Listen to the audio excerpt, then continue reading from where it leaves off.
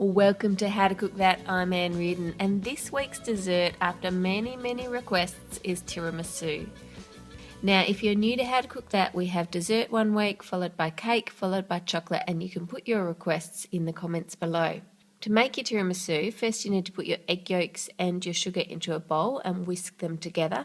For the printable copy of the recipe with all of the recipe quantities that you need, just go to the website howtocookthat.net. There's a link in the description below the video. Then put a saucepan on the stovetop with a little bit of water in the bottom and let it boil. And then rest your bowl on top of the saucepan so that it traps most of the steam underneath the bowl and so that it gently heats up those egg yolks and sugar. And continue to stir those. And what we're doing here is we're heating up the egg yolks so that we can cook them and we can basically kill any bacteria off. So we need to keep stirring it once it's got hot for about 10 minutes to allow time for that to happen. Then we want it to be completely cool. So to speed up that process, I like to place the whole bowl into a sink of cold water and just stir it occasionally until it's cold. And once it is cool, it will look like this. It'll be pale, it'll be thick, and it will create ribbons as it falls back into the bowl. When you lift up that whisk, you just see those ribbons going back into the mixture.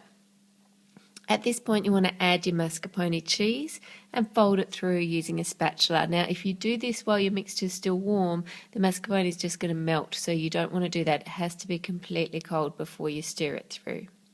If you can't buy mascarpone cheese where you are, you can make it using cream.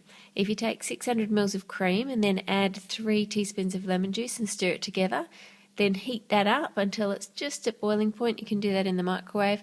And then pour it into coffee filters and have them sitting in a sieve and then put the whole thing in the fridge overnight.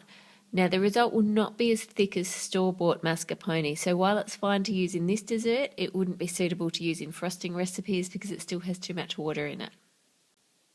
Now you need to make a coffee mixture, and this is where the real variation in flavours come in.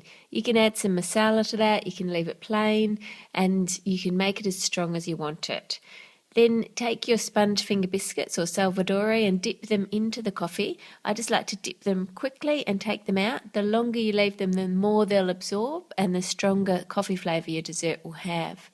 And the coffee mixture is also where you can vary how strong this dessert's going to be. You need 1 cup of liquid, and I've made it 4 times as strong as you'd make a normal cup of coffee, and this will only give you a mild flavour in the dessert. So if you want that intense coffee hit with each mouthful, you need to make it really strong.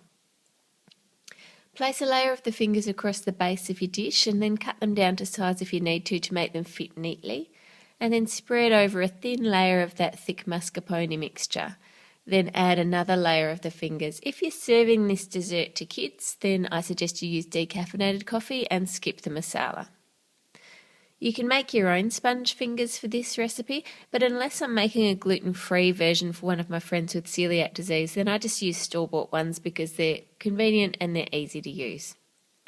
Add another layer of the mascarpone followed by the fingers and topped with a final layer of mascarpone. You can top your dessert with a sprinkle of cocoa powder, or if you're like me, you might prefer to put milk chocolate on top. To make that, just temper your chocolate, spread it out on a tile or the bottom of a clean baking tray and let it just start to set up at room temperature, and then use a spoon and run it across the top. Leaning the spoon forward will help you get some sort of rough curls, and if you lean it back more, you'll get more fans of chocolate. Then sprinkle that over the top of your dessert. Refrigerate it for at least a couple of hours to let it set up before serving. If you want to make individual serves, you can dip the fingers into the coffee mixture and then just put them on a plate to let it soak in a bit. Place them onto a clean plate and pipe dots of the mixture across it. Top with the next one, add dots of the mixture on top of that, and then just top with a strawberry and some chocolate on either side. I like to add a strawberry on top just so you've got that contrasting colour. Just take your strawberry, cut off the green bit and then slice down, but not all the way through the strawberry, and then do that in equal portions across it, and then you should be able to fan it out, and then you can put that on top of your tiramisu slice. Join me next week for the chocolate sphere tutorial off the Instagram cake, and if you are new to How to Cook That, make sure you subscribe. There's a new video every Friday and you can put your requests in the comments below. Have a great week. Bye.